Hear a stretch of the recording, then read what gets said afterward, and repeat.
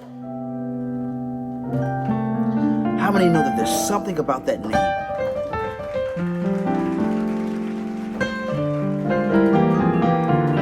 You better play that keyboard. Jesus, Jesus, Jesus. There is something about that name.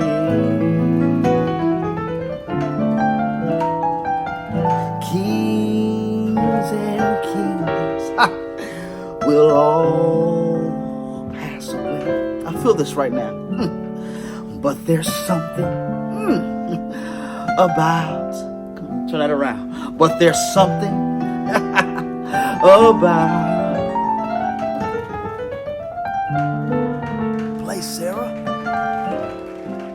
All right, so let's jump right into it. Today we are breaking down Kevon Carter featuring Sarah Paik, however you say her name, their take on There's Something About That Name, but there's something. An old traditional gospel song, but this lady has taken the song, twisted it, flipped it, put her own spin on it, jazzed it up, done some amazing reharms for it.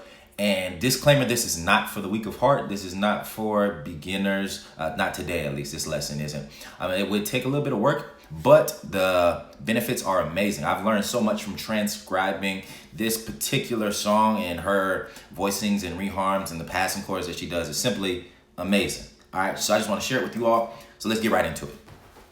So, but there's something about that name. The key that we're in today is in C major. All right, so C major scale, probably the first scale everybody learned. I don't need to explain it. So the song starts off on the 1 chord, okay? But what we're gonna realize, I wanna say from the beginning, there's gonna be a lot of slurs, a lot of trills, a lot of just things that add to your playing, okay? So first chord is a 1 chord. She's playing a shell, 1 in major 7 in your left hand. And in the right hand, we're playing the B, the E, and the G. So inverted major 7 chord. And we're slurring up to the E from the D. All right, so that's the 1 chord. And in this, I just want to say, in this tutorial, I'm not gonna go over every specific note that she plays. More so, I'm gonna take it from a conceptual basis. If you want to learn it note for note, then you have the playthrough that I did at the very beginning. You can take that, and if you want to learn all of those nuances, just use the slow down function that YouTube has built in. Slow it down to half speed or 75% speed, whatever, and that will allow you to pick up everything that she played and that I played since you have the digital keyboard. But for this specific tutorial, I'm gonna break down some of the things she's doing and then conceptually talk about how it all works together. All right, so back into it. So this is our first chord. And then our second chord, so this is the 1 chord, right? The second chord she plays is a version of the 1. So she splits it up. She arpeggiates her left hand. She plays this in her right hand, which is a G minor chord. G minor with the G on top. And then she arpeggiates her left hand, which she does. So you're kind of playing you're playing the C, and then you're outlining a C sus 13. But these 4 notes are being arpeggiated with the C. All right. And that gives us, C 13 sus. It's just being broken up and arpeggiated. So since that's a sus, we want to resolve it. So she goes from here to I just look at this as a rootless C9 chord. And once again, we're rolling up to the E because my right hand's playing E and G, and I'm rolling up, slurring up from the D. And then my left hand is playing the tritone for C, E and B flat, and the 9 for C. And that's what I'm doing this as. Rootless C9. And then you have this little lick right here, or melody line that brings us into the 4 chord. So go. Yeah, there's that lick. So you're using this, and then you're rolling or trilling back to the D. Da, da. So D, E flat, D, C, D.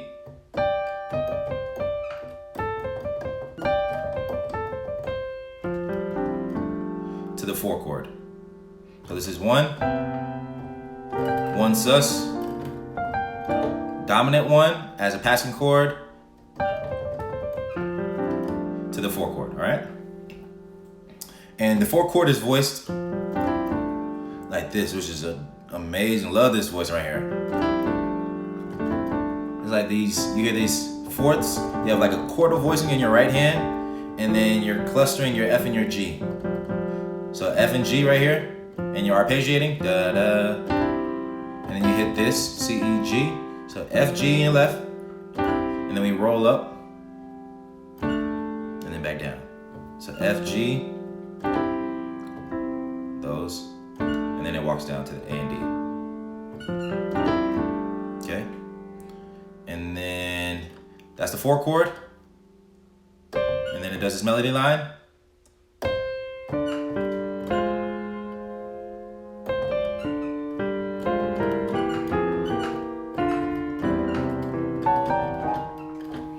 So that's next.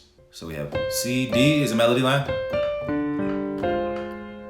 So F minor in drop 2 voicing. So imagine that. The second note from the top, drop down to the left hand. E diminished, drop 2 voicing. And then E diminished again, inverted. This time the E's in the bass. So this would be an E diminished 7, but we're leaving out the D flat. So this is drop 2, F minor, back to E, and then just a D and a F, and then we land on a C, an inverted C chord. And you arpeggiate the E through your left hand, so E, C, E, with just a basic C major triad in your right hand. So once again, all together, that is all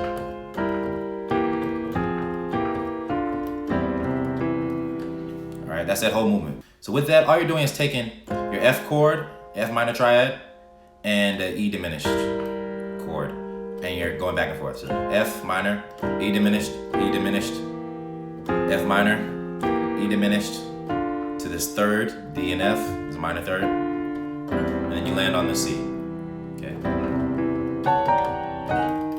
And then you do this little walk up next. And that walk up, you're playing a F sharp minor chord, F sharp minor, G sharp minor, A flat minor. So you're walking it up in half steps. So in that F sharp minor, and walk it up 2 half steps, okay? And you land on the E flat in your left hand. And this is acting just as like a passing chord, substitution to bring me to the 2 chord. So all together we have so far our 1 chord, 1 sus,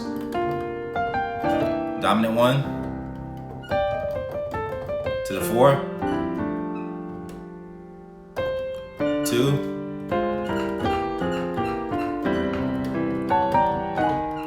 sharp 2, to the 2, all right? And this is the voicing for the 2 chord that you land on. It's a huge stretch in your left hand. It's a 10th. So D and F. If you can't do that, you can do octaves or you can just roll to the F. And then a C major triad in my right hand, which gives me a D minor 11 chord. And she does this cool inversion trick where she hits the D minor and then, because essentially the progression we're playing is D to G,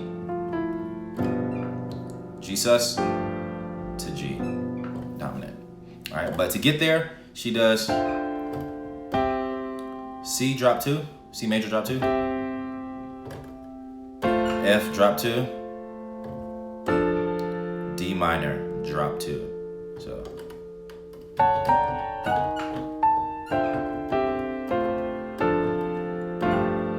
and then we hit this G sus chord, I'm calling it.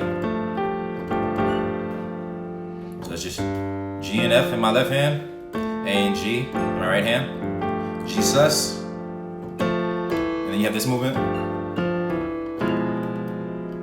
which resolves. So the sus resolves to G altered or G dominant, okay? And that's 13. This is my 13 right here, and this is my flat 9 with the 1, 3, and the 7. All right, so let's look at that section one more time. 2, 2, 2, 2, 5 sus, 5 dominant, and then we go to the 1. All right, and this is just an arpeggio that she does here. So C, add 2,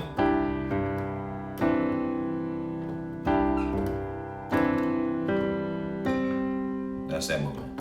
Then the next thing is, so we have 1, and then we hit the 5, so just G, octaves, and then does this movement.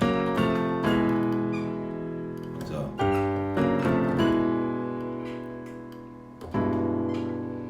and I'm looking at this as a type of G dominant chord that we're playing here.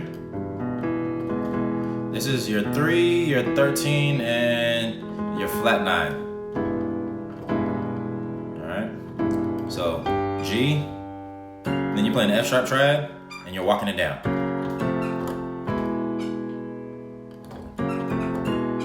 All right. So F sharp to F to E major triad, all triads. Got that? One more time. All right, so you have that.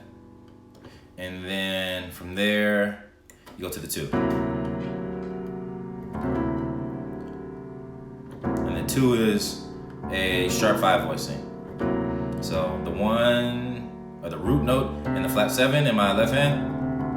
Then I have my 3rd, sharp 5, and 9.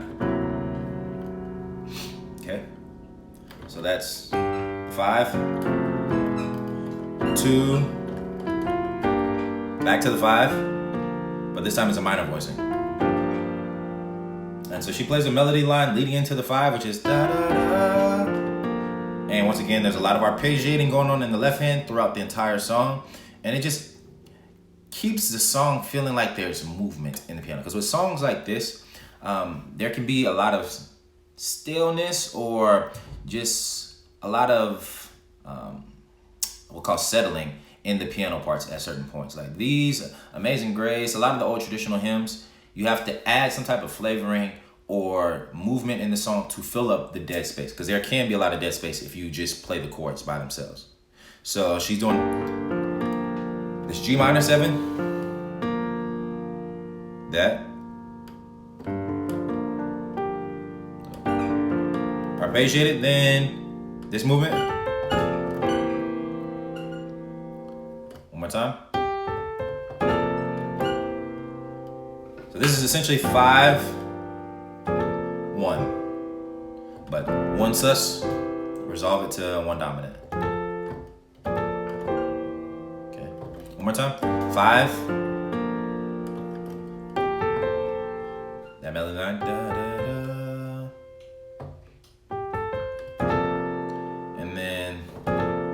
This is a C13 sus, resolved down to C7. So let's look at from the beginning of this section.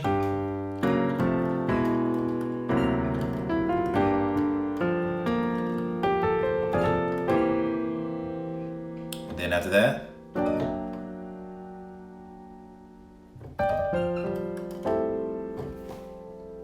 so this is the next chord. So this is a type of F7, F sharp 7 chord. Just take it down, 1, 3 in the sharp 5 in my left hand. And then my right hand is playing E and G. And I'm rolling to the E. And that resolves down to the 4 chord. So this is like a, let's see. We have our 1. It's like a tritone substitution for the 1. And then we go to the 4 chord, which is just F major 7 with the add 2. Or sus 2. F, G, C, and E. All right. Altogether, that's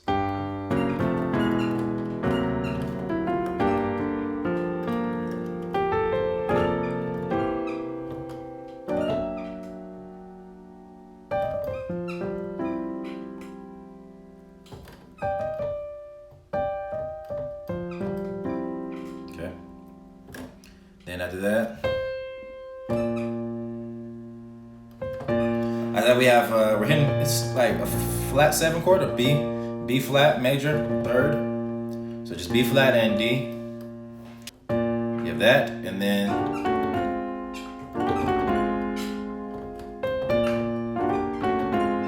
that movement, which is just a G minor chord, and once again we're sidestepping or just moving it down chromatically to F. So G minor, moving chromatically down. And just to give it a little extra flavor, she slurs into that G. Okay. So about that name.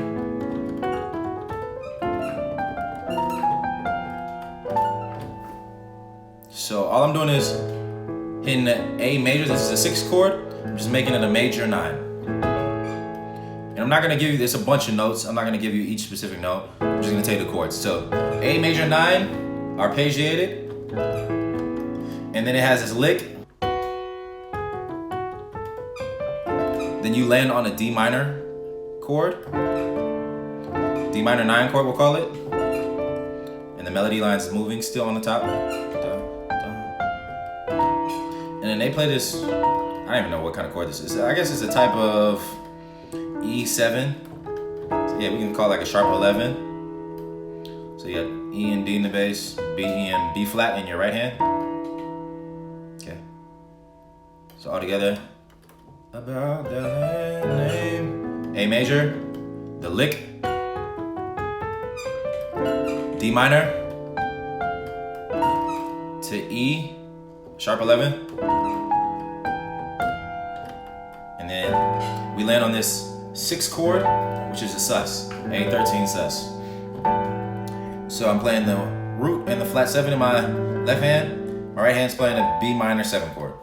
Altogether that gives me A13 sus.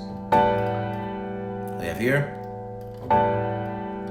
Then an E flat 9. So to make it easier, my right hand's here. I'm moving it just down chromatically, all right? So, A in the bass. Then I play B flat minor 7 chord over E in the bass.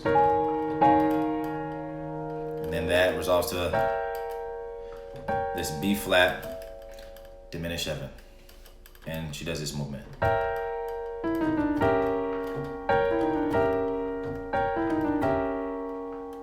So you're just inverting the diminished chord. And so to get to the second inversion, I hit the first inversion, right? And then I'm taking that drop 2 voicing and inverting it and walking it down. So, a lovely movement, man. That's something I'm adding to my plan. Never thought about it like that before, but it's dope. Okay, so that whole section, D minor, E sharp 11, A13 sus. Okay, and then goes to we'll all,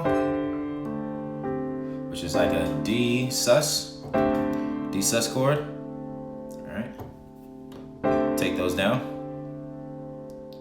D sus, and then it resolves. Yeah, that movement. So.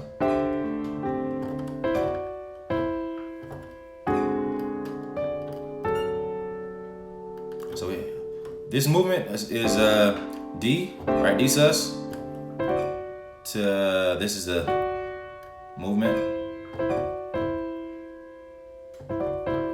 and then we go back to D this time, making it a flat 5 or a sharp 11, and then resolving it again. So this is all just like a version of D. She's just changing the quality of D to give it a bunch of movement, but your root note through this whole progression is D. So still D. That's D right there. This is D. Just different qualities. Some are sharp 11, some are dominant, some are sus, some are major, whatever. Okay. And then it goes. We're still on D. This time it changes to minor.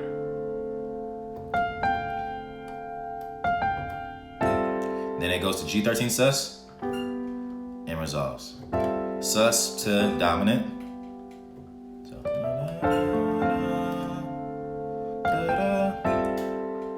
sus, here's a voicing. To dominant. Then we go to the 3 chord, because this is a turnaround. The left hand arpeggiates. So that's 1, 5, 9, 3. That's outlining a E minor 9 chord. Right? And then you have this.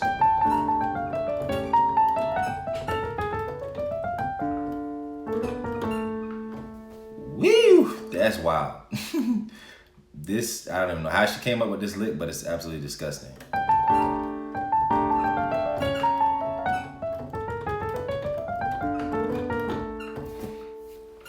So that is pretty much the end of the song. So let's get this lick and then we're done. All right, so the lick is over an A sus. It's moving. So it starts at A sus and then goes to A dominant. A sus to A dominant. And it's da da da da da da da.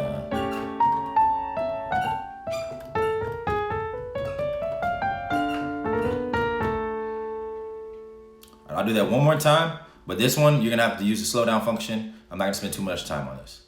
I'll give it to you one more time slowly, and then you can rewind and get it note for note.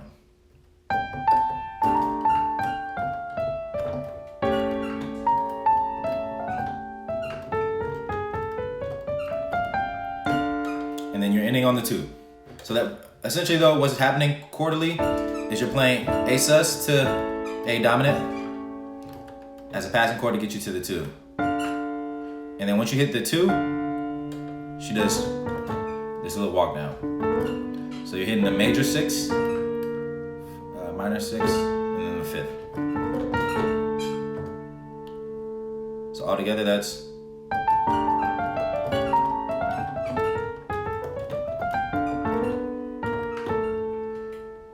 and then you have, and then we're done. Woo, we made it. All right, so the very last movement. Da, da, da, da. Beautiful. And she does some things that are so like simple as far as movements, not many notes, but sound so fantastic, which is something I'm learning a lot lately. It doesn't take 10,000 notes to sound complex or to sound beautiful. Okay, so that's, this chord is, I'm looking at it as an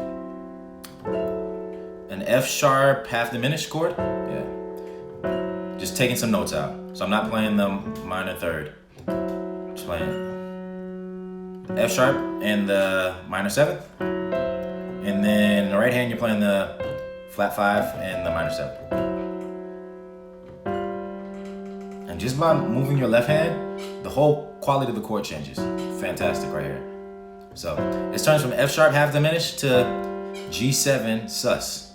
And then you can resolve it down. The 4 moves to the 3. And it turns into dominant from sus. So that's fantastic.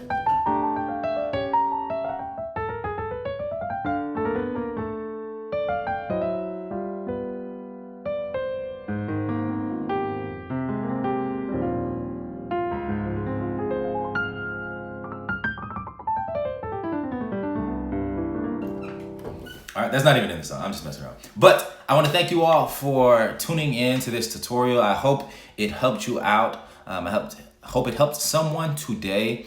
We'll have many more tutorials coming to you next week. If you haven't already, please like, comment, and subscribe. Hit the bell for notifications as well. We want you to stay up to date every time we release something new. And you can comment below. If you love the video, just let us know. Give us some positive words. And if you want to see something specific, a certain song or a certain idea or a theoretical practice broken down, let us know and I will try to get to it as soon as possible. But other than that, y'all have an amazing day. We love you. It's Friday. Go enjoy your weekend, have fun, and stay blessed. All right.